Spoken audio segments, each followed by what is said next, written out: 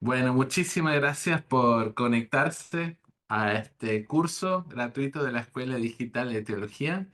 Este curso se llama La Historia de la Salvación, una teología bíblica para la vida. Lo que tenemos delante de nosotros es una tarea imposible, ¿sí? Fui muy atrevido en querer en ocho clases intentar resumir la historia de la salvación. O sea, ir desde Génesis hasta Apocalipsis en ocho encuentros. Entonces, no pretendo decirles todo lo que tienen que saber, ¿no? Ustedes van a tener que ayudarme, o van a tener que leer por su propia cuenta los textos bíblicos, descubrir eh, a través de algún estudio personal también de qué significa todo esto para nosotros y para nuestro mundo. Pero sí quisiera darles eh, algunas ideas para poder leer de manera que la Biblia pueda parecer un poco más interesante. Porque, ¿qué pasa? Muchas veces tenemos una visión de la Biblia como de niño, ¿no? Hay grandes historias, hay grandes héroes y de esa persona podemos aprender cosas. Bueno, es una lectura, diría yo, infantil, no porque sea mala, sino es algo que aprendemos en la niñez, pero la Biblia, vamos a ver, es mucho más compleja que esta lectura que aprendemos en la escuela dominical. Entonces vamos a aprender a hacer unas lecturas un poco más profundas y voy a intentar señalar diferentes hilos que atraviesen toda la narrativa de la escritura. ¿Sí? Vamos a estar en otros libros y vamos a acordar de los primeros capítulos de Génesis. Y así vamos descubriendo cómo la Biblia, siendo tantos libros, es una sola historia. Así que nuevamente muchas gracias por conectarse y anoten bien las preguntas o las dudas que tengan para que podamos charlar entre todos. Quisiera hacer un par de comentarios sobre la Biblia. Primero, la Biblia es una colección de libros, ¿sí? Que fueron escritos a través de miles de años en tres idiomas diferentes, en hebreo, arameo y griego. Y fueron escritos por diferentes personas. Algunos de sus autores son anónimos. No sabemos exactamente quiénes escribieron cuáles libros y tampoco tenemos certeza sobre cuándo fueron escritos todos los libros. De todas maneras, esa colección de libros, el canon bíblico, es el libro sagrado, la primera parte del judaísmo y ambas partes como la Biblia cristiana. Pero es una colección de libros muy diferentes. Sí, pero creemos que esta colección de libros es la revelación de Dios. Es una de las maneras en que Dios se revela a la humanidad. Por eso nos interesa saber qué es lo que dice. Pero también la Biblia es la historia del cosmos. ¿Sí? Es la historia del mundo. Si nos preguntamos, ¿qué hacemos acá? ¿Quiénes somos? ¿Quién es Dios? ¿Para qué vivir? Vamos a encontrar varias de esas respuestas en este libro, que es la historia también de nuestro mundo. La Biblia es un libro extraño, ¿sí? No deberíamos pensar que es fácil de comprender. Cuando una persona te dice, ah, la Biblia es fácil, a primera lectura vas a entender todo, es mentira. Entonces, es un libro extraño. Fue escrito, los libros fueron escritos para otro público. Esta es la realidad. Las cartas de Pablo las escribió para las iglesias en Asia Menor, no para nosotros. Sin embargo, podemos leer las cartas de Pablo a estas iglesias y descubrir quiénes somos como cristianos, cuál es nuestra vocación cristiana, pero deberíamos leer la Biblia en su contexto. Entonces, la Biblia es un libro extraño y está perfecto. Todo libro que tiene muchos años puede parecernos un poco extraño. Pero debemos comprender también que la Biblia no fue escrita en un vacío histórico. ¿Sí? Es muy probable que, por ejemplo, el libro de Génesis se terminó de redactar durante el exilio en Babilonia. Entonces vemos ciertas referencias en Génesis a la cultura de Babilonia, ¿sí? Vamos a ver un poco más adelante algunos ejemplos. Pero si la Biblia dice A, es probable que otras culturas de la época decían B. O si la Biblia dice que esto no está bueno, es probable que se está refiriendo a cosas que pasaban en ese tiempo. Si la Biblia no fue escrita en un vacío histórico, debemos reconocer que tampoco nosotros vivimos en un vacío histórico. Vivimos condicionados por nuestros idiomas, por nuestras culturas. Entonces, estamos tomando algo que fue escrito en otro momento, en otras circunstancias, y estamos intentando trasladarlo a, a nuestra realidad. Es una tarea compleja, pero hermosa. ¿Sí? La Biblia nos enseña cuáles son las preguntas últimas de la vida. Si quisiéramos dar una definición básica de la filosofía es la búsqueda de la respuesta de las preguntas últimas de la vida a través de la razón o a través de lo que tenemos a mano. Bueno, la Biblia no solamente nos da ciertas respuestas a estas preguntas últimas de la vida, también nos enseña cuáles son las preguntas últimas de la vida. Por ejemplo, si tuviésemos meramente una imaginación científica, de repente podríamos pensar que el amor no es importante. Pero la Biblia nos enseña que el amor es una de las cosas más importantes en la experiencia humana, en la experiencia divina. Por lo tanto, nos está enseñando cuáles deberían ser nuestras preguntas últimas ante la vida. Y eso lo vamos charlando durante el curso. La historia de la salvación es una historia que comienza con la creación y termina con la nueva creación, ¿sí? Eh, Esto es importante porque con todo lo que la Biblia no dice, dice cómo comienza y cómo termina la historia humana.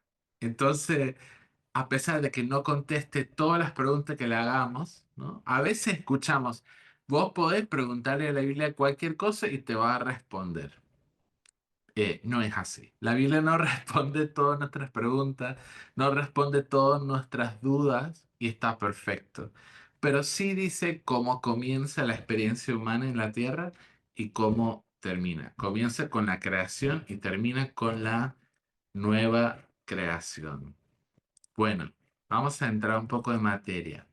En la historia de la salvación, Dios es el gran protagonista de la historia.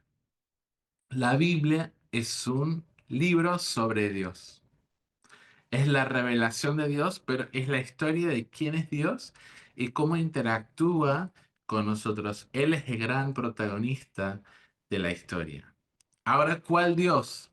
¿Sí? Existe el Dios de los filósofos, ¿no? El Dios de Aristóteles, que dice, bueno, es un Dios todopoderoso, omnisciente, omnipresente, y así una serie de calificativos pero después nos centramos en crisis, porque si es todopoderoso, pero completamente bueno, ¿por qué hace o por qué no hace? Y estamos razonando acerca de un ser abstracto de la filosofía, que está sujeto a nuestra forma de pensar y a nuestras limitaciones. Pero en esta clase vamos a descubrir el Dios de la Biblia, no el Dios de los filósofos. ¿Y cuál es la gran diferencia? El Dios de los filósofos se sujeta a las categorías humanas, a las categorías filosóficas, mientras que el Dios de la Biblia constantemente rompe las categorías que nosotros tenemos, ¿sí? Dios es justo, pero a veces elige ser misericordioso. Eh, a veces Dios dice, si haces esto, ciertamente morirás. Y Él decide no darles muerte, pero continuar su vida por misericordia. Entonces el Dios de la Biblia no es tan predecible como el Dios de los filósofos. Pero esta es parte de la belleza de descubrir el relato bíblico, es ir conociendo al Dios que existe, no en nuestra cabeza, pero el Dios que realmente existe. Y por último, nuestra sociedad está obsesionada con la antropología, ¿sí? Somos una sociedad que está volcada hacia adentro y queremos saber qué significa ser humano, en qué consiste ser una persona, cuán importante es el género, cuán importante es la sexualidad, es importante cómo me defino, cómo me ven, cómo se dirigen hacia mí. Pero la Biblia nos enseña para ir descubriendo quiénes somos, de qué somos hechos, para qué servimos, tenemos que preguntarnos primeramente por Dios. Sí, Dios es el punto de partida para descubrir quiénes somos nosotros. Entonces, para hacer una buena antropología, para hacer un buen estudio de los seres humanos, hay que comenzar con el mismo Dios. Y es lo que vamos a intentar hacer en este curso. Génesis 1:1. Dios en el principio creó los cielos y la tierra. Otra vez afirmando que el gran protagonista de la historia es el mismo Dios. Es un Dios creador. Ahora es interesante, había comentado antes que la Biblia fue escrita eh, por judíos y luego por cristianos en contextos culturales muy concretos. Y tenemos varios relatos acerca de la creación del mundo de diferentes culturas, de Babilonia, de Mesopotamia, y tenemos sus historias. Y pareciera que la Biblia plantea la creación del mundo de Yahvé, del Dios de la Biblia, en contraposición a los distintos relatos que todavía encontramos en la historia. ¿Sí? Una de las cosas más llamativas, si fueses a leer los relatos de estas naciones paganas, al lado del relato hebreo, vamos a descubrir que hay un solo Dios. Hay un solo Dios y a través del Antiguo Testamento el pueblo de Dios se va tomando más y más conciencia de que hay un solo Dios, pero muchos relatos de la creación en el mundo antiguo tenían que ver con guerras y peleas entre los dioses. Entonces, en uno de esos relatos, los seres humanos fueron creados para ser esclavos de los dioses para que no se pelearan. Y lo que vemos acá es que Dios no está en conflicto con nadie, ¿sí? No está en contra de otro y no hay nadie que le iguala en poder. Quien en principio, por su propia voluntad, creó los cielos y la tierra. Otro dato interesante. La tierra era un caos total, dice Génesis 1:2. Las tinieblas cubrían el abismo y el Espíritu de Dios se movía sobre la superficie de las aguas. Cuando hablamos del caos, para el mundo antiguo el caos era el origen del mal. Muchas culturas antiguas tenían miedo del mar, por ejemplo, porque del mar salían cosas desconocidas, cubría el mal. Bueno, el caos, y lo vamos a ver un poco más adelante, existía en el principio, pero Dios estaba allí, el Espíritu de Dios movía sobre la superficie de las aguas. O sea, aquella cosa que representaba para el mundo antiguo la maldad, el caos, lo desconocido, lo malévolo, ahí estaba Dios sobre la superficie de las aguas. Y eso distingue el relato hebreo de los relatos de la época en que los dioses siempre estaban en guerra y el caos atentaba contra los dioses y los dioses intentaban pelear y luchar contra el caos. Entonces vemos un Dios que no está en ninguna competencia con la fuerza del mal. Dijimos, el caos es una fuerza opresora, es el origen del mal y vemos que el caos encuentra un opositor, que es el Dios creador. Y desde el caos, Dios crea el mundo. La idea de que Dios creó el mundo de la nada surge de otros textos bíblicos, de otras interpretaciones, pero pareciera que Génesis, de forma poética, está diciendo que Dios desde el caos crea el orden.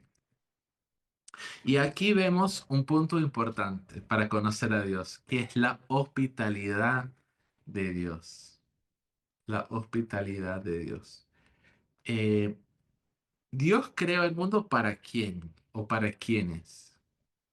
A veces pensamos, bueno, Dios tiene su casa en el cielo y creó una casa para nosotros, pero en realidad Dios hizo la tierra para que nosotros viviéramos en la tierra con Él, porque Dios también hizo su casa entre nosotros. Y ahí tenemos el huerto de Edén, donde se paseaba con Adán y Eva al frescor de la tarde. O sea, Dios propone crear una nueva casa para sí y permitirnos entrar en esa casa con Él.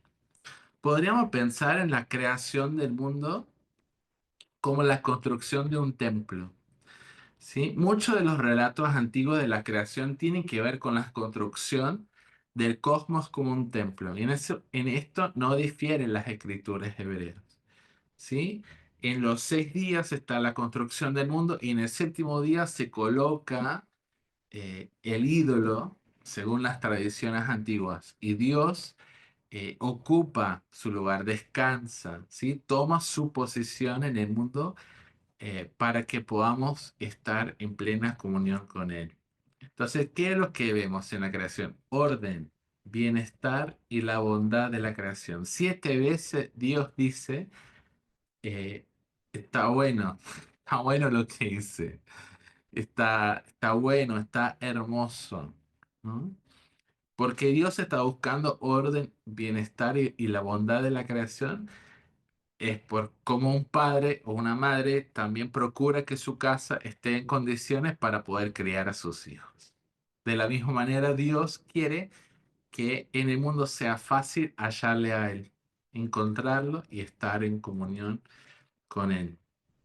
Vemos también la soberanía de Dios, que Dios no estaba eh, siendo amenazado por otros dioses o por el mismo caos, que Dios era soberano, es soberano sobre la creación y, y que no se ve en conflicto con nadie. Y como le decía, el lugar, la creación es el lugar de los seres humanos. Dios nos ha brindado un lugar.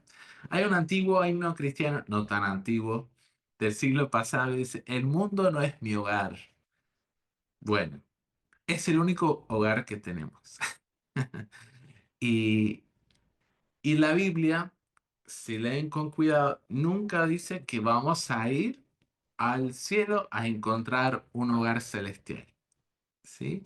Esas son ideas platónicas de la filosofía griega, pero lo que Génesis afirma y la escritura van a afirmar vez tras vez es que la meta no es abandonar este hogar que Dios nos ha dado, sino que eh, Dios va, de creación a nueva creación, va a renovar este hogar donde nosotros estamos. Y la buena noticia no es que vamos a partir, sino que mismo Dios viene hacia nosotros. ¿Sí? Y esto es una clave importante para leer toda la Biblia. La historia de la salvación es la venida de Dios al mundo para que podamos hallarle a Él y conocerlo. Dios viene en el huerto, viene a Abraham, viene en el tabernáculo, viene en el templo, viene en Jesús, viene en el Espíritu Santo, viene a la iglesia y vendrá en el día final. Entonces es la historia de muchas venidas de Dios hacia el mundo. Entonces este mundo sí es nuestro hogar. La primera cosa que se consagra en el mundo es el tiempo, ¿sí? Dios consagró o hizo santo el séptimo día.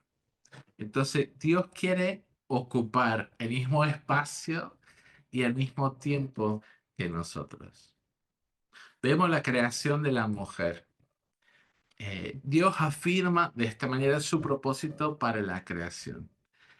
Eh, El gran deseo de Dios en crear el mundo es que podamos hallarle a Él y estar en comunión con Él.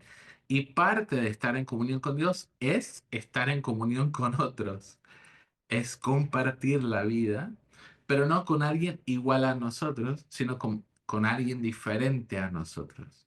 ¿Sí? Parte de la belleza de la creación es esta búsqueda de compaginar con personas diferentes a nosotros para que podamos entender y tener comunión con Dios. Dos seres diferentes para convivir. Y la mujer en este relato no está subordinada, ¿sí? Sino que es llamada a ayuda idónea como lo fue el Señor para Israel. Las mismas palabras que se le dice de la mujer, se le dice de Yahvé en cuanto a la ayuda y socorro que le brinda Dios a Israel.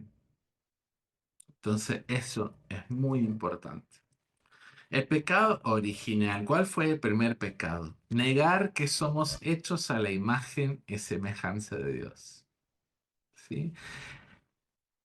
Si pensamos en los derechos humanos hoy, esta construcción filosófica, legal, por la cual se rige las Naciones Unidas, diferentes cartas democráticas, vamos a ver que toman el concepto judeo-cristiano de que cada ser humano está hecho a imagen y semejanza de Dios. Cada ser es una historia sagrada, podríamos decir. Entonces somos hechos a la imagen y semejanza de Dios. Y el primer pecado, en parte, tiene que ver con negar quiénes ya somos, en realidad por la gracia de Dios. ¿Sí? Intentaron buscar a Adán y Eva ser como Dios a su manera. Y ahí también está la semilla de todo pecado, ¿no? De querer llegar a lo que Dios quiere para nosotros de otra manera. Pero es interesante notar que el pecado nos aleja y nos lleva a escondernos de Dios. Si algo quisiera transmitirles hoy, es que el pecado no es solamente una falla ética. El pecado no es solamente no acertar o no cumplir la ley de Dios. El pecado es una falla de vocación. ¿Qué quiere decir eso? Que al colaborar con la injusticia, al prestarme para la injusticia, estoy faltando la tarea que Dios me ha dado. ¿Sí? ¿Cuál fue la tarea que Dios le dio a Adán y a Eva? De, de llenar la tierra con la imagen de Dios, ¿no? De ser reflectores o espejos, reflejos de la belleza, de la bondad y de la verdad de Dios donde quiera que estuvieran. Entonces, cuando pecamos, no solamente cometemos errores, no solamente nos equivocamos, no solamente vamos en contra de la ley de Dios, pero estamos faltando a nuestra vocación. Y esa falta de vocación nos lleva a alejarnos de Dios y a escondernos de Dios. Lo interesante es que después de que se escondieron, ¿quiénes los buscó? ¿Quién buscó a Adán y Eva? Bueno, el mismo Dios va detrás de ellos. Al final son expulsados del paraíso y existen algunas rupturas por causa del pecado. Hay una ruptura entre Dios y la humanidad, ¿sí? Algo se fracturó ahí, entre Dios y la humanidad. Vemos también entre los seres humanos. Adán le acusa a Eva a ser la culpable, ¿no? Entonces ya gracias a este primer pecado hay una ruptura entre ellos dos y hay una ruptura entre los seres humanos y la creación. Gracias al pecado, ahora tienen que vestirse de pieles de animales, cosa que antes no había sucedido. Y también hay una alienación del propio ser, ¿sí? Hoy en día hablaríamos de una ruptura psicológica espiritual, ¿sí? Psicoespiritual. Eh, ¿Cómo se entiende esto? Que mi cabeza quiere una cosa y mi corazón quiere otra. Bueno, eso es fruto del pecado. Cuando Jesús me redime, me va redimiendo, descubro una coherencia entre lo que pienso y lo que deseo. ¿Sí? Mis deseos no me traicionan. Pero mientras soy esclavo del pecado, experimento la alienación del propio ser. Y vamos a ver que este exilio del huerto de Edén es el primero de muchos en la Biblia. Podríamos incluso contar toda la historia de la Biblia a través de la historia de los exilios, ¿sí? Del exilio del huerto de Edén, el exilio de Abraham, el exilio a Egipto, otra vez al desierto, y así hay muchísimos exilios en la Biblia, porque repara en esta condición humana de las rupturas que sufrimos a raíz del pecado. Sabemos que después eh, Caín mata a Abel. Es interesante notar que la Biblia debe ser uno de los libros sagrados más realistas del mundo. No niega la violencia del ser humano, no esconde la violencia, no pinta a sus héroes como seres perfectos. Noé, el hombre más justo, luego de salvar al mundo, luego de salvar a todos los animales, comete un pecado muy grave y sus hijos también. Entonces la Biblia no niega la violencia. Es interesante que Dios juzga al victimario, o sea, a Caín, pero también lo cuida, ¿sí? También le muestra su gracia. Vamos conociendo un poco más del carácter de Dios. Pero la historia de la humanidad avanza entre el orden y el caos, ¿sí? Estos primeros 11 capítulos de Génesis son como los relatos fundacionales de la humanidad y nos cuentan mucho sobre Dios, quiénes somos nosotros y hacia dónde se dirige la humanidad. En el diluvio vemos que Dios afirma nuevamente los propósitos para la creación. ¿Qué quiere Dios? Que a través de toda la creación se le conozca, ¿no? Que lo conozcan y que puedan adorarle a Él porque es lo que nos hace bien a nosotros. Pero la tierra se había llenado de maldad, entonces da una nueva oportunidad al mundo a través de Noé y su familia en el arca. Y ahí vemos algo súper interesante, que es la vulnerabilidad, ¿sí? Cuando nosotros contemplamos tener pareja o no, casarnos o no, tener hijos o no, eh, para muchos, a muchas personas les cuesta tomar la decisión o van con un poco de miedo. ¿Por qué? Porque si te abrís el corazón a alguien, ¿qué podría pasar? Esa persona te podría romper el corazón. Pero es la lógica del amor. Si no abrís el corazón, no vas a recibir amor. ¿Sí? Pero si abrís el corazón, posiblemente esa persona que te ama también te podría hacer un terrible daño. Entonces, ¿qué es lo que vemos en el relato sobre el diluvio? Que Dios se pone triste.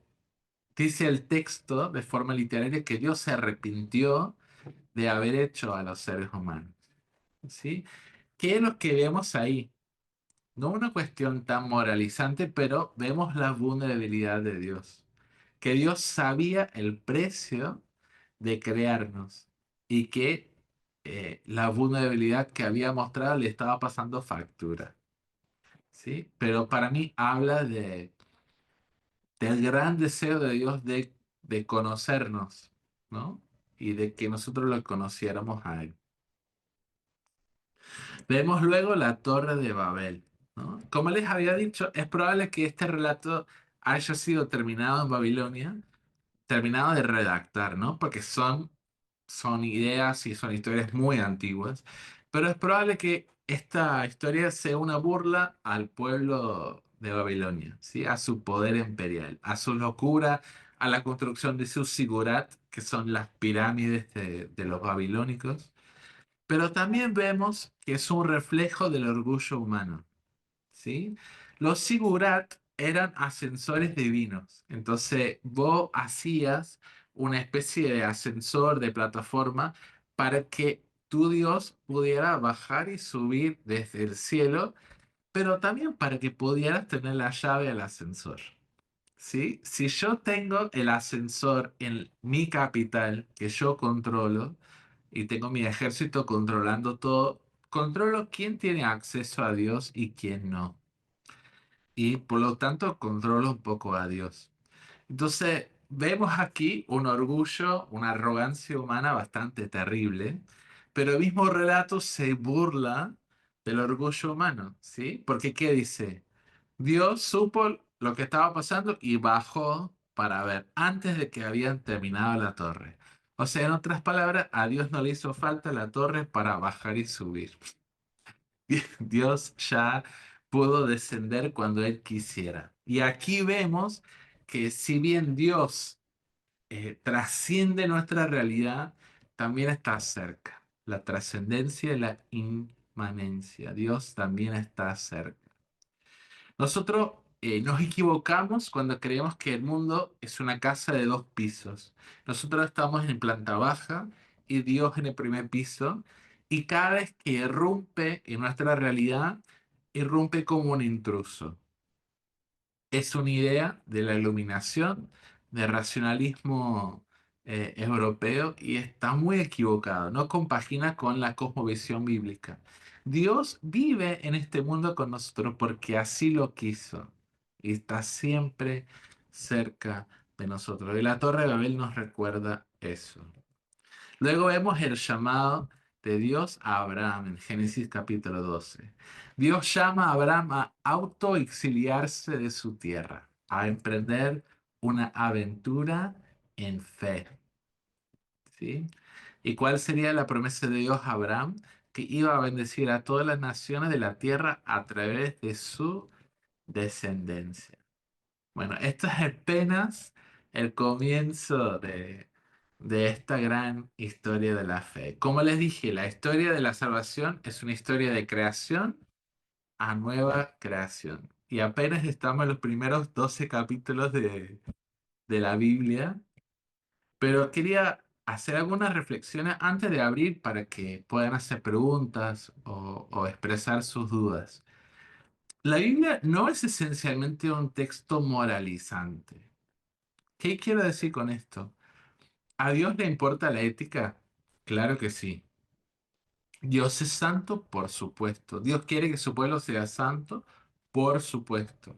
Pero la Biblia se preocupa por muchas cosas, no solamente la ética cristiana, ¿sí? Se preocupa por muchas cosas. Entonces, cuando leemos la Biblia y el único registro que tenemos para interpretarla es un registro moralizante, podemos perder muchas enseñanzas. Por ejemplo, David y Goliat. Bueno, una prédica normal sería, capaz en tu vida tenés un Goliat que es muy grande y vos sos David, te sentís chico. Bueno, es una lectura moralizante del texto. Eh, ¿Cuál es una interpretación un poco más fiel a la Biblia? Que hay personas que amenacen al pueblo de Dios y los propósitos de Dios en el mundo, y Dios usa los más pequeños y los más pobres para sublevarse contra este poder del mal. Entonces, los- las interpretaciones moralizantes suelen ser autorreferenciales, suelen ser dirigidas hacia uno mismo y suelen eh, tener como lecciones menos teológicas y más moralizantes. No sé si me explico. Eso lo podemos charlar entre todos un poco más. Pero todos los relatos bíblicos no están preocupados con tu conducta. O sea, después de leer un relato, la primera pregunta no debería ser, ¿y ahora qué hago? No es eso. De repente es, ¿quién es Dios? Eh, ¿Cómo nos interactuamos con Dios? ¿Cómo se siente Dios acerca de tal cosa? Eh, y capaz, en vez de un imperativo ético, descubrimos razones para adorarle a Dios, razones para amar a Dios, razones para temer a Dios, ¿no? Entonces, la Biblia no es esencialmente un texto moralizante, a pesar de que la Biblia sí señala una clara ética cristiana. La Biblia también nos invita a hacer preguntas. La Biblia no pretende ser un texto que que te cierra la cabeza y que tenés que aceptar todo tal cual está. Permite la pregunta, ¿no? Por lo mismo, géneros literarios que emplea, invita una conversación, un diálogo entre nosotros y la Biblia. Y es realmente hermoso. Pero la Biblia también nos invita a participar en la historia, ¿sí? Cuando nosotros leemos Génesis, podemos pensar, Abraham es mi antepasado. ¿No? No sé el caso de usted, yo no soy judío, pero son mis antepasados espirituales. ¿Sí? Mis antepasados pasaron por el desierto, pasaron por la tierra prometida, pasaron por el exilio en Babilonia, pasaron por la persecución de la iglesia. Estas personas también eh, son parte del mismo pueblo, son mi gente, ¿sí? Todas las personas que han invocado a Dios también son mi gente. Entonces la Biblia nos invita a vernos también como parte del elenco en la gran historia de Dios. Tres reflexiones más. El problema, y esto lo vemos en Génesis, el problema de la humanidad no es nuestra humanidad. O sea, no hay nada malo en ser humano. ¿Sí? ¿Quién fue ser humano y nunca pecó? Jesús. Por lo tanto, la idea no sería ser menos humanos, sino más humanos como lo fue Jesús. Entonces, la Biblia tiene una visión muy clara sobre la humanidad y no es una visión pesimista. Esa visión pesimista viene de los puritanos, viene de otras cortes más recientes, pero la Biblia no ve mal al ser humano. La Biblia afirma vez tras vez que somos hechos a imagen y semejanza de Dios y que Dios lo que hizo no lo hizo mal. Pero sí necesitamos ser rescatados, sí necesitamos ser redimidos. Pero nuestro problema no es que seamos humanos. Dios nos hizo bien y quiere rescatar aquello en nosotros que fue dañado por la corrupción del pecado. La meta del ser humano siempre ha sido y será ser como Dios y estar con Dios, ¿no? Hay un cristianismo que plantea que lo más interesante es sacarle cosas a Dios, ¿no? Este evangelio de la prosperidad, que piensa que lo más interesante que nos podría dar Dios es un auto, una casa, una pareja, un proyecto, un sueño. Bueno, lo más interesante que quiere hacer Dios es darse a sí mismo. Y esa es la historia de la Biblia. Dios que viene hacia nosotros y da lo mejor de sí, da a sí mismo para nosotros. Entonces la meta es ser como Dios, estar con Dios. Y Dios nos ha hecho coanfitriones en la creación. ¿Sí? Dios ha hecho una creación ordenada para que nosotros podamos hallarle a Él. Y creo que nos convendría como cristianos reconocer que como coanfitriones de la creación, también somos responsables en cierta medida por lo que pasa acá, por lo que podemos aportar para que sea más fácil descubrir a Dios, para que sea más fácil encontrar al Dios que nos ama a todos. Entonces tenemos una gran responsabilidad como portadores de la imagen de Dios en la tierra. Les quiero terminar con este cuadro precioso del Bosco. Eh, Hay muchas interpretaciones de este cuadro. Seguramente no seré la última persona en dar su propia interpretación, pero yo creo que lo que pasa en la primera parte del tríptico es Jesús con Adán y Eva. Y hay una belleza, hay un orden, hay un bienestar. Y en la mitad del tríptico está el comienzo de la lujuria, del desorden, del pecado. Y en la última parte del tríptico, obviamente, está una especie de infierno, capaz infierno en la tierra. Y creo que lo que el Bosco quería transmitir, siendo un hombre muy religioso él mismo, es que tenemos que elegir hacia dónde queremos ir. Y lo que hacemos y cómo nos comportamos tiene consecuencias, ¿sí? Pero Dios nos ha propuesto vivir en esta vida consciente de dónde hemos salido del huerto de Edén y hacia dónde vamos. Pero corresponde a nosotros saber si queremos colaborar con los propósitos de Dios o si queremos buscar más bien los placeres más bajos del ser humano, ¿sí? Nos corresponde a nosotros saber si queremos ser más humanos, como lo fue Jesús, o menos humanos. como las personas que han sido deshumanizados por el pecado. Muy bien. Bueno, me encantaría escucharlos. Si tienen alguna pregunta o duda, este es el momento. Gregorio. Sí, tal, ¿qué tal? Buenas tardes. Jonathan y los compañeros.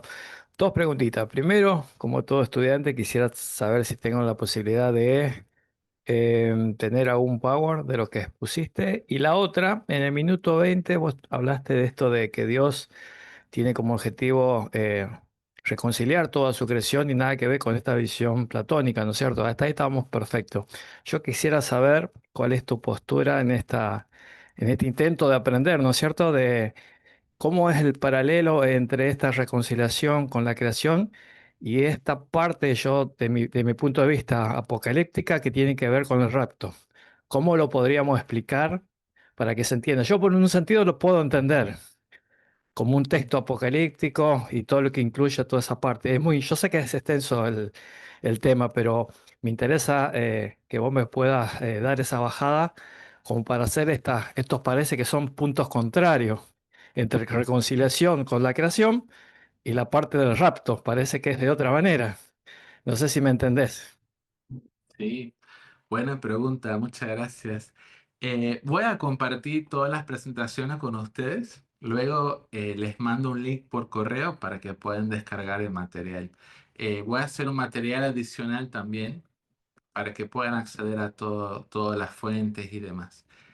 En cuanto a rapto, que es un tema bien complejo, eh, te voy a pedir que te quedes con nosotros. Que a través de estos ocho sesiones, lo que quisiera demostrar es que lo que Dios hace con amor, lo redime con amor. Y estas visiones más escapistas, como que, por ejemplo, del ser humano, que hay un ser humano que puede ser tan dañado que Dios haría bien en descartar totalmente su cuerpo y llevar solamente el alma al cielo, es menospreciar lo que Dios ha hecho en el ser humano, ¿no? Primero de Corintios 15 nos dice que el cuerpo resucita, ¿sí? Y se une de nuevo con el alma, porque lo que Dios ha hecho está bueno, ha sido corrompido por el pecado, pero Dios lo vuelve a unir, ¿no? Y la idea de que Satanás hizo tanto estragos con la creación que ya no se puede recuperar, o incluso las personas que celebran la decadencia en la tierra como señal de la venida de Jesús, pareciera ser contrario a todos los que viene contando la Biblia a lo largo de los 66 libros. Entonces, vamos a hablar especialmente en la última clase sobre estas teologías, pero quisiera que desde el Génesis nos preguntamos, ¿qué hace Dios con las cosas que se rompen? ¿Qué hace Dios con las personas que se pierden? Y yo creo que vamos a descubrir que rato no tiene tanto sentido, no tiene tanto fundamento bíblico, se agarran dos o tres pasajes y se interpretan mal, y todo el relato de la Escritura señala a un Dios que recupera, que redime y que rescata. Pero bueno, te pido que sigas con nosotros en estas 8 clases para ver todo el desarrollo. Muchas gracias. ¿Alguien más tiene una pregunta? Eric. Eh, sí, te quería preguntar respecto a vocación. Bueno, sé que es un tema largo, pero si puedes hacer un pequeño comentario, pues uno podría interpretarlo como medio infantilmente cuando Dios le da la bendición al ser humano de simplemente, bueno, reproducirse nada más. ¿Cómo uno hace el salto de eso a más la parte quizás, no sé, como cristianos, el tema de la cultura, del cuidado, etcétera, digamos, todo lo que puede ser el florecimiento del ser humano? ¿Cómo uno hace ese salto desde el texto, digamos? Bien, muy bien. Bueno, cuando dice Dios que quiere que nos multipliquemos, que llenemos la tierra con su imagen, eh, en los relatos antiguos de la creación de otras culturas, la imagen de Dios literalmente es una estatua. Entonces, en el relato hebreo, la imagen es un ser humano con manos y pies que camina. Entonces Dios ama tanto el mundo que no quiere ser confinado a un solo templo, sino que quisiera que su imagen estuviera por todas partes para que fuera fácil conocerlo, fácil contemplarlo. Entonces nuestra vocación principal es vivir de tal modo que las personas puedan ver a Dios en nosotros y pueden llegar a conocer a Dios. Me gusta decir que es reflejar la bondad, la verdad, la belleza de Dios, ¿no? Estas características que comúnmente hablamos en la teología. Muchas veces pensamos que cada uno tiene que como ir adivinando o discerniendo su vocación, pero la vocación ya está dada.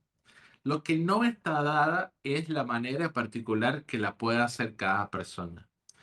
Y cada persona puede cumplir con esa vocación siendo madre, siendo padre, siendo profesional, siendo estudiante. Hay muchísimas maneras, incluso muy creativas, de reflejar esa belleza de Dios. Pero también tiene que ver con lo que decís vos del cuidado de la creación.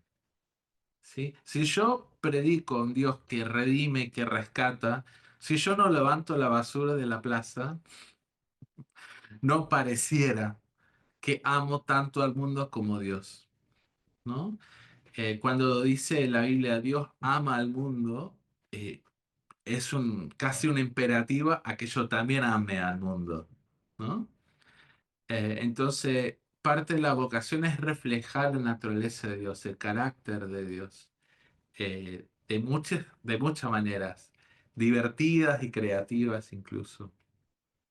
Entonces, una cosa es la vocación que compartimos todos los cristianos y otra cosa puede ser la manera particular en que la desarrollamos con amor y creatividad. Muchas gracias. Qué Clarísimo. lindo. ¿Alguien más tiene una pregunta o duda?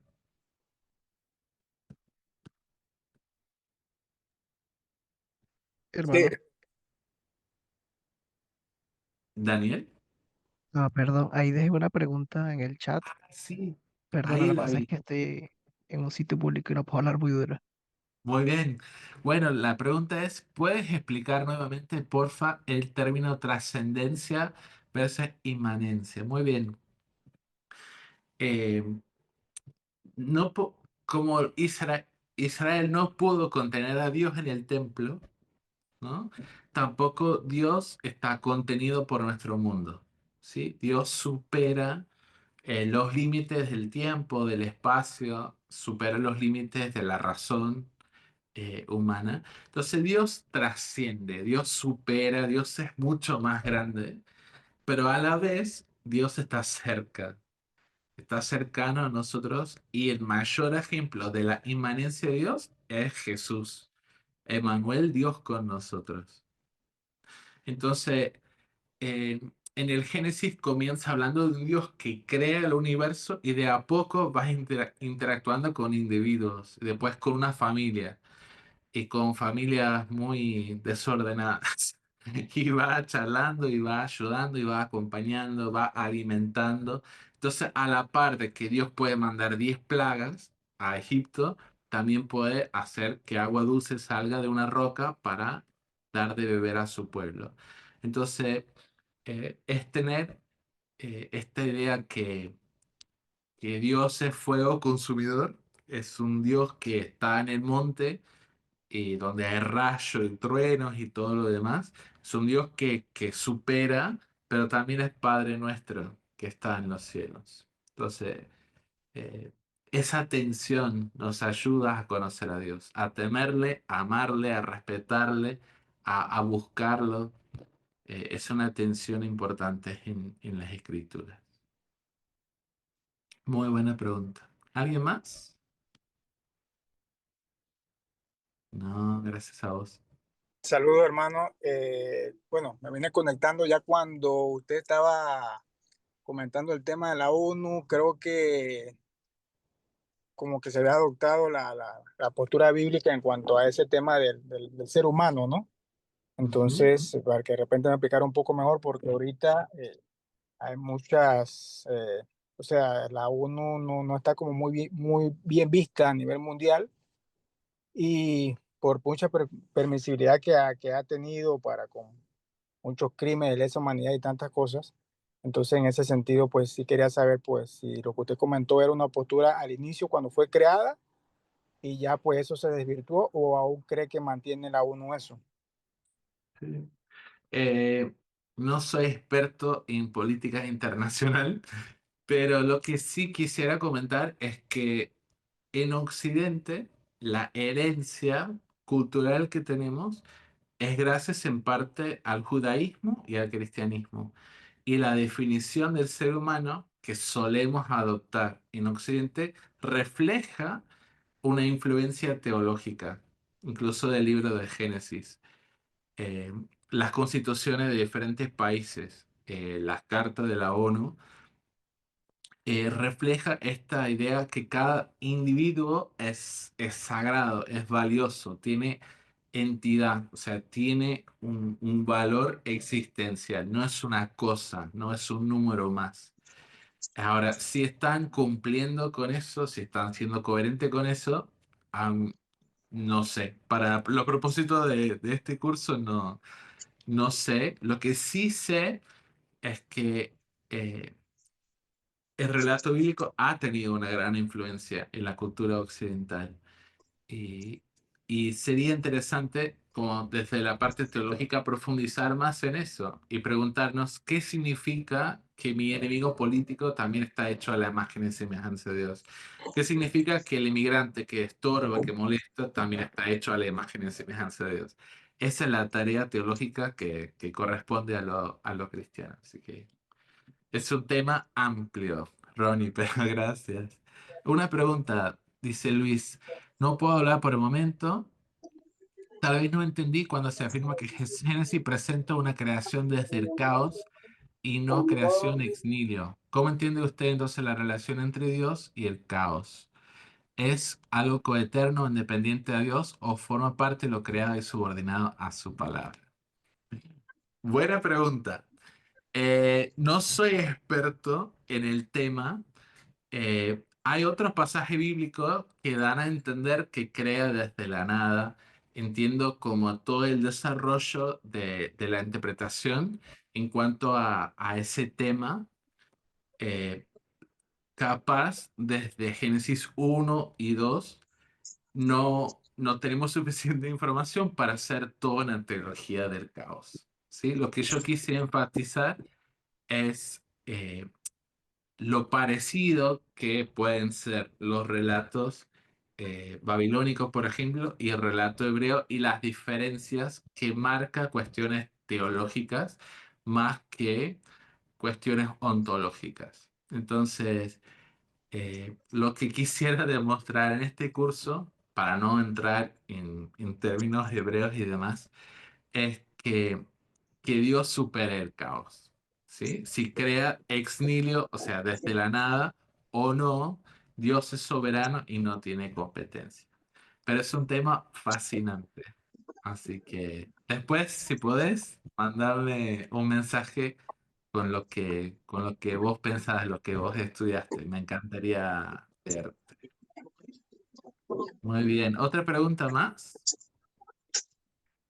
Te quería preguntar, porque vos, bueno, mencionaste esto de que la Tierra es el hogar de los seres humanos y me pareció muy interesante, coincido, pero después a veces me choca cuando veo versículos, no sé, como por ejemplo cuando Jesús dice, no son del mundo, pero están en el mundo. ¿Cómo considera, o sea, qué poder ha tenido, no sé, un judío del primer siglo en la cabeza? Eso, Pablo también dice en algún momento así como forastero del mundo, o bueno, aún después lo de peregrino extranjero. ¿De dónde puede venir esta idea como que no somos el mundo, pero estamos en el mundo? Y cómo juega Ah, con esta idea de que la tierra es el lugar de nosotros. bien. La Biblia afirma muchísimas veces la bondad de la creación. Hay un montón de salmos. La tierra es del Señor, ¿no? La creación es del Señor. Cuando la Biblia habla del mundo, a pesar de la corrupción que hay, no le pertenece a Satanás. He escuchado muchas veces, el diablo es dueño del mundo. No, Señor. No, no hay competencia. No tiene como adueñarse de algo que le supera a él. ¿Sí? Entonces, el mundo es del Señor. En Juan, cuando dice Dios amó tanto al mundo, y en primera de Juan, no ames al mundo, es confuso.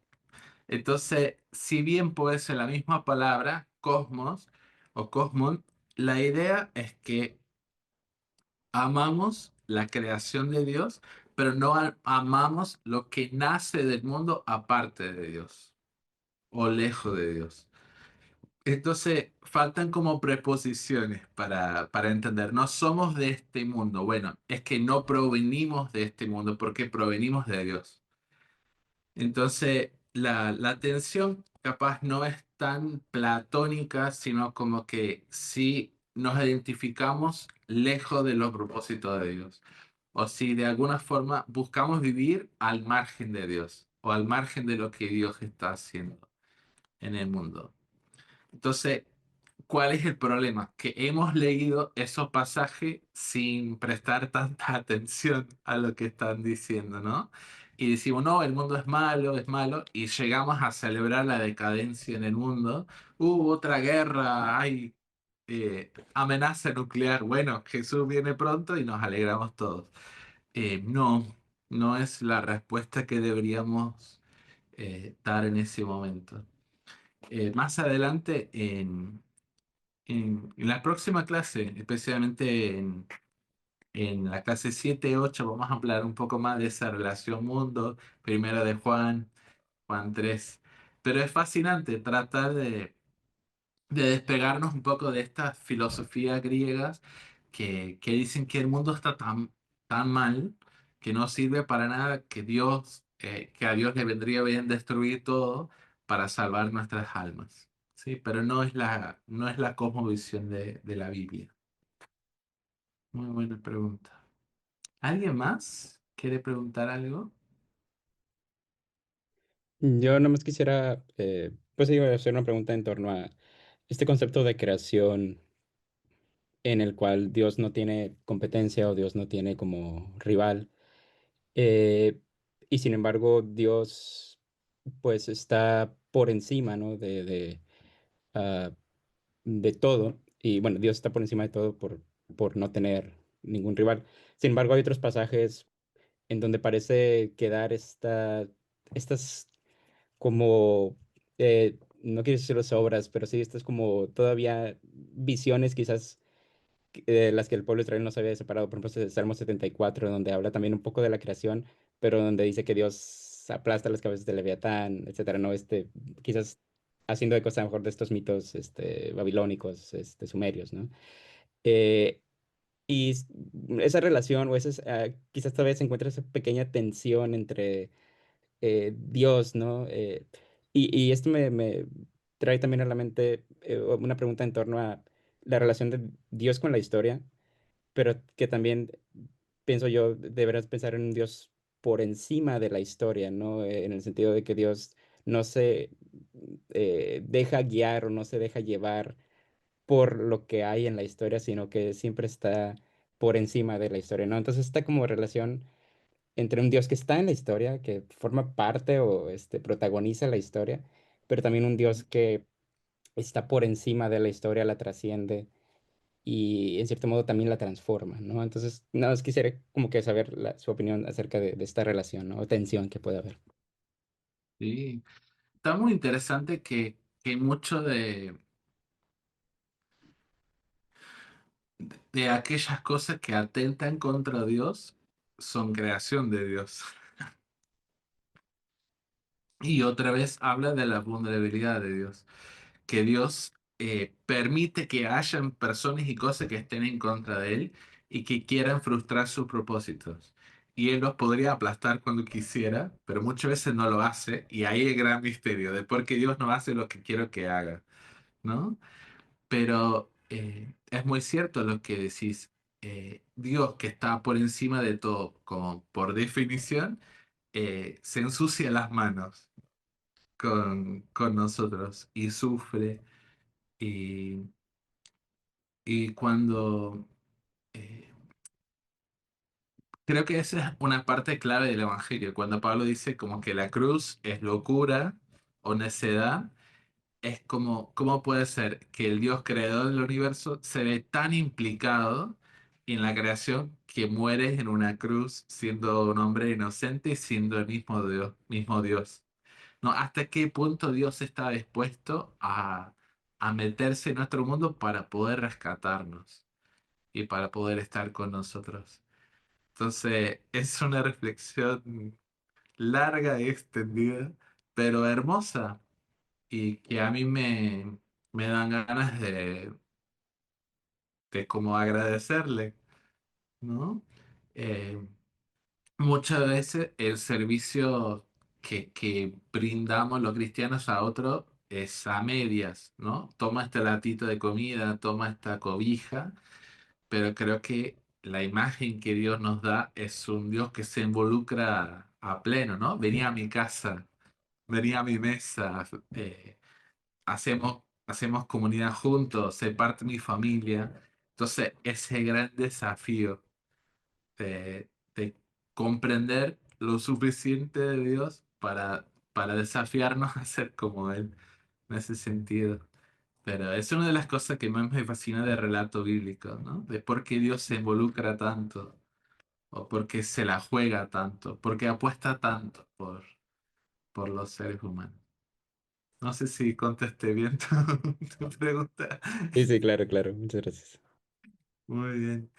Jorge escribió en el chat, cuando usted menciona los 4 puntos sobre las rupturas de pecado, estas rupturas giran en torno a lo mismo que Pablo refiere respecto al ministerio de la reconciliación. Bueno, yo creo que estas 4 rupturas encuentran su reconciliación en Jesús. Eh, Creo que lo interesante de la propuesta de Pablo es que no solamente Dios sana nuestra alma, nuestra parte espiritual, digamos, sino que también sana nuestro cuerpo en el día final, ¿no? En la resurrección de los muertos. Entonces, esas rupturas eh, se manifiestan en la vida, pero también la reconciliación de Jesús tiene que ver con esas 4, con la sanación, con la reconciliación de esas 4 rupturas. No sé si respondí bien la pregunta. Mientras tanto, Harold, te escuchamos. ¿Qué tal, Jonathan? Oye, mira, quisiera más que nada ver pues, validación de la idea que tengo, porque un poco de lo que estaban diciendo es esto de la maldad, ¿no? Si Dios crea la maldad y todo esto, yo lo he explicado y lo he resuelto con el pasaje de Job, donde le dice que viene de andar por la tierra y, y no has considerado a mi siervo Job. Y no sé si yo esté bien al explicar que, bueno, incluso la maldad, aunque no quiera, el enemigo Satanás termina por servir a los propósitos de Dios. Bien, entonces estás preguntando cómo explicaríamos la Sí, maldad. ¿cómo lo explico o si está bien explicado de esa manera? Porque como lo que estás explicando ahorita de la creación, ¿no? De toda esta bondad y un poquito alejándonos de la idea de querer irnos, esperar el rapto, porque ya el mundo se está consumiendo, o el rapto secreto, no el rapto que todos van a ver. No sé, el caso es que vayamos, que bueno, ya en una ocasión, gracias, me contestaste y me sirvió, fue de mucha bendición tu respuesta, pero para reconciliar esta parte de la maldad, yo he entendido que aún la maldad sin querer sirve a los propósitos eternos de Dios. No sé si sea correcta o correcto ese punto de vista o esa manera o enfoque. Eh, Te voy a dar una respuesta pastoral, em, y que es teológica, pero un poco más pastoral. Eh, yo creo que la maldad sigue siendo un misterio. La Biblia no explica lo suficiente para satisfacer mi curiosidad. No me da toda la explicación que yo quisiera. No me deja algo tan claro a la cual me puedo aferrar y decir con total seguridad, yo entiendo esto como yo sé que Dios me ama. No la tengo tan presente. Yo creo que en parte la maldad existe no porque Dios quiere, porque Dios no puede querer la maldad, porque trabaja para acabar con ella. O sea, no tendría sentido decir que Dios quiere o desea que exista la maldad. Me parece problemático el lenguaje decir que Dios permite la maldad, porque es suponer que nada pasa sin que Dios haga algo, permite o no permite, y todo ese lenguaje y todo ese marco teórico no lo veo tanto en la Biblia. Eh, lo que sí veo es que para acabar con la maldad envía a su único hijo a sufrir, al pasarla muy mal en la tierra, a morir una, de una manera muy vergonzosa y humillante, luego para resucitarlo y, y si la maldad, o sea, a Dios le importa tanto acabar con la maldad que está dispuesto a eso. Entonces, a mí no encuentro tantos pasajes satisfactorios, pero encuentro en el relato un gran consuelo pastoral. Entonces, cuando yo estoy con una familia que está sufriendo por alguna enfermedad o alguna pérdida en su familia, yo no recurro a la filosofía para explicar el origen de la maldad y cómo se sostiene y cómo se va a acabar, ¿no? Me aferro a Jesús, que se sujetó a la maldad, ¿no? Lo- los cantos de los siervos, del siervo en Isaías 53, por ejemplo, que tomó sobre sí nuestra iniquidad, nuestro sufrimiento. Y eso me sirve más de consuelo que a una respuesta teológica. O sea, es un tema bastante complejo, y quisiera que Dios nos diera más información, pero no nos proporciona suficiente información, según mi punto de vista. Pero a final de día, ¿quién soy yo, ¿no? Para reclamarle a Dios. Pero sí, es un tema complejo. Espero que también a través del curso podemos hablar un poco más de qué quiere hacer Dios con la maldad, para dar más respuesta, especialmente en cuanto a la pastoral. Muchas gracias por tu Gracias. pregunta. Diego, Andrés, te escuchamos. Hola, buenas tardes para todos y todas. Gracias por el espacio. Soy comunicador social y periodista. Y Disculpa, no quisiera te escucho muy bien. A ver. ¿Ahí me escuchas mejor? Ahora sí, gracias. Ok, otra vez, buenas tardes para todos y todas. Decía que soy comunicador social y periodista y lo traigo a colación porque en el argot del periodismo, el Génesis, muchos de mis colegas lo ven como un mero recurso literario. Entonces, Ujú. mi pregunta es, ¿cómo desde la teología se puede explicar que el Génesis excede por mucho la literatura o no solo es una enseñanza filosófica, sino es una explicación mucho más trascendente pues, del inicio de la creación? Gracias. Muy buena pregunta. Eh, los eruditos bíblicos suelen decir que Génesis 1 al 11 es como protohistoria, o sea, es prehistoria. Eh, la realidad es que la Biblia es un libro precientífico. Si aparecieran en alguna parte de la Biblia lo que pareciera ser una explicación científica, no lo es, porque los autores no pensaban de esa manera, no tenían ese lenguaje, no tenían esa forma de razonar sobre el mundo. eh, es probable que tampoco haya sido historia como hoy en día haríamos historia, ¿sí? Un historiador hoy intenta en lo posible, hasta en todos los números, en todos los datos, reconstruir fielmente todos los hechos y luego hacer una interpretación más neutral, supuestamente, ¿no? Esa no es la historia que encontramos en la Biblia. El Génesis, como los demás libros de la Biblia, son relatos teológicos. Entonces, el propósito de la Biblia es dar a conocer a Dios. Entonces, la preocupación por de repente cuestiones más metafísicas o ontológicas, eh, capaz no viene tanto al caso porque no es el propósito, ¿sí? Entonces, si alguien dice, bueno, es un mero relato filosófico, yo diría que no, que es mucho más, es un relato teológico. Eh, Génesis 1, por ejemplo, es poesía, pero al ser transmitido en poesía no quiere decir que no sea verdad, pero seguramente tampoco es un relato científico, ¿no? No es el origen biológico de todas las cosas. Hay un autor que dice que si vos vas a casa de alguien y le preguntas, che, contame de tu casa, yo no voy a comenzar a decir, el fundamento fue puesto con cemento de tal calidad, de tal lugar, esta madera es de... No, le voy a decir, no, la compré con mi esposa y nos mudamos con los chicos y es nuestro hogar.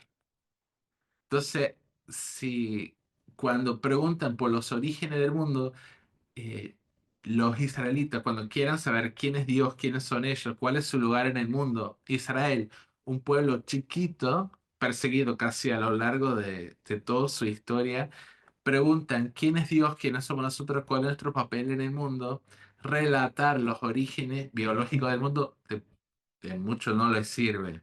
¿De qué les sirve? Saber que su Dios es superior al caos, superior al mal, que no tiene rival, que les ha dado una vocación de servicio para el mundo, para que todas las naciones le conozcan a Él. Esos son los relatos que a ellos les sirven, ¿sí?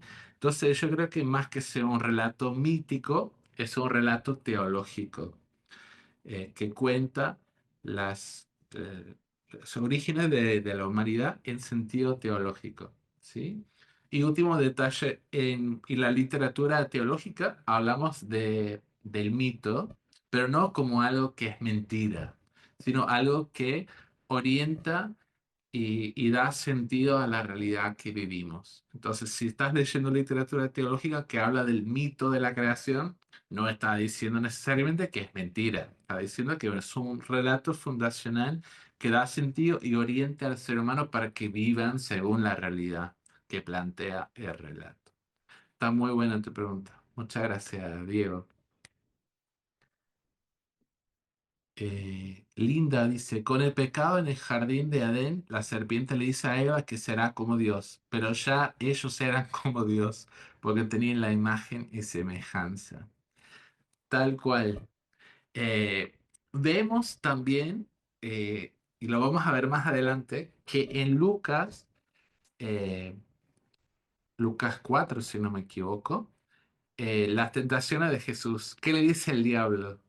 Si es que eres el Hijo de Dios, es lo mismo que le había dicho a Adán y Eva, cuestionando en realidad su identidad. Sí, su identidad. Entonces, el Satán usa eso, ¿no? El engañador usa esas tácticas de cuestionar lo que en realidad ya se ha dado por sentado por Dios. Así que muy bien, Linda. Muy buen aporte. ¿Alguien más tiene una pregunta o una duda?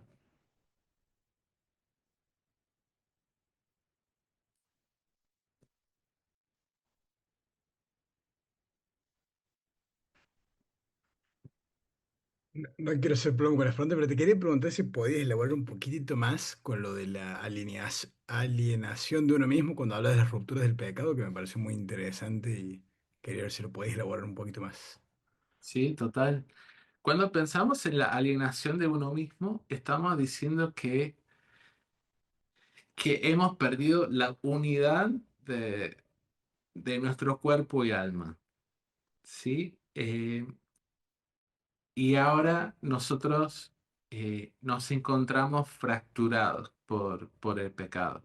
Entonces, de alguna manera, nuestro corazón desea fama, desea plata, porque pensamos que eso le va a dar sentido a nuestras vidas. Pero a la par de que quiere plata y fama, nuestra cabeza sabe que no. que no es la manera de conseguir el amor que necesitamos. O pensamos cosas que sabemos que con el corazón no son así. Y esa lucha de la cabeza con el corazón nos lleva a cometer adulterio, a entregarnos al trabajo, a buscar la plata sin ningún freno. Y, y la espiritualidad cristiana dice que el estado ideal del cristiano consiste en la unión de la cabeza con el corazón. Entonces hay muchos monjes de Oriente que incluso oran inclinando la cabeza y acercándola al corazón para recordarnos que Dios quiere una unidad del cuerpo y alma. Entonces Dios quiere ir sanando mi alma, quiere ir sanando mi cuerpo y quiere que las dos cosas funcionen juntos. Entonces, Pablo dice que el pecado todavía puede morar en nuestros miembros. O sea, estamos habituados al pecar, pero lo que quiere Dios es que nuestros cuerpos nos acompañan a servir, a adorar.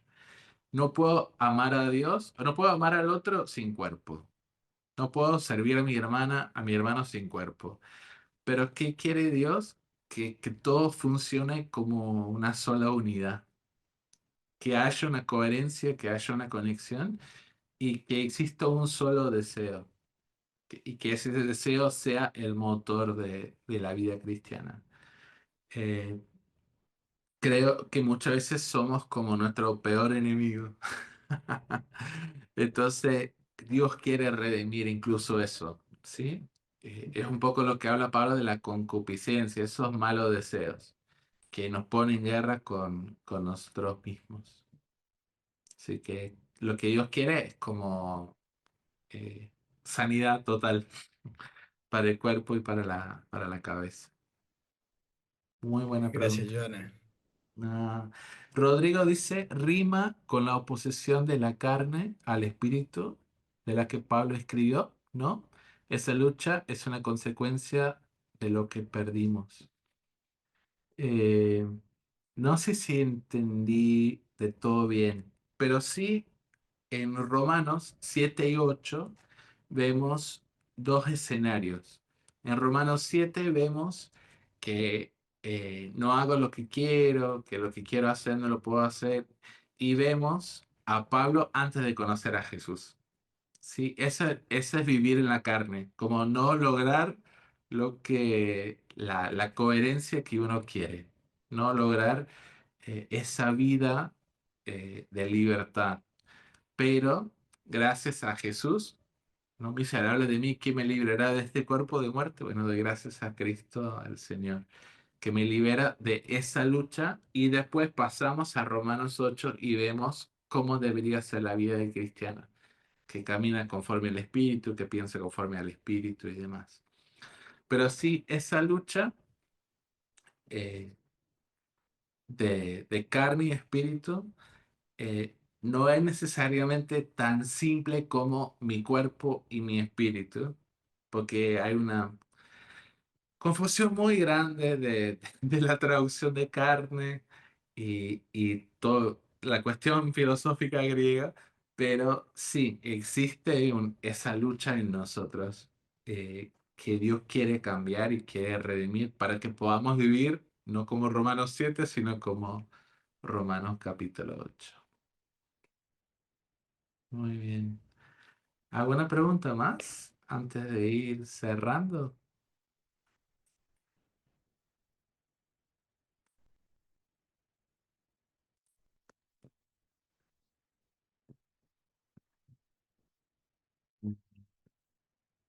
Bueno, quiero agradecer a todos por haber acompañado el día de hoy.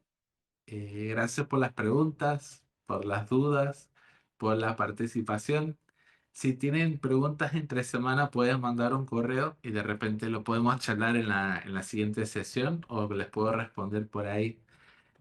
Agradezco mucho, como decía, la participación, la buena onda. A mí me hace muy bien compartir estas cosas que a mí me emocionan, que me vuelan la cabeza, ¿no? Volver a pensar cuán bueno ha sido Dios con nosotros, a darnos su palabra para que podamos conocerlo más Y bueno, a mí me hace muy bien compartir estas cosas con ustedes y ver las ganas que tienen de que crezcamos todos juntos en eso. Así que si me permiten, oro y cerramos. Muchas gracias, Padre, por este espacio. Gracias por todos los hermanos, hermanas y amigos que nos acompañan el día de hoy. Te pido que nos ayudes a buscar más en tu palabra, a conocerte más y dejarnos sorprender por vos y por lo que pretendés hacer en nosotros. Cuando pensamos que sabemos quién sos y lo que queréis, casi siempre nos sorprendemos porque lo que vos querés es mucho mejor de lo que habíamos imaginado. Así que te pedimos que te reveles a nosotros para que podamos conocerte más y vivir según la realidad. Te amamos y te damos gracias por todos y en nombre de Jesús oramos. Amén.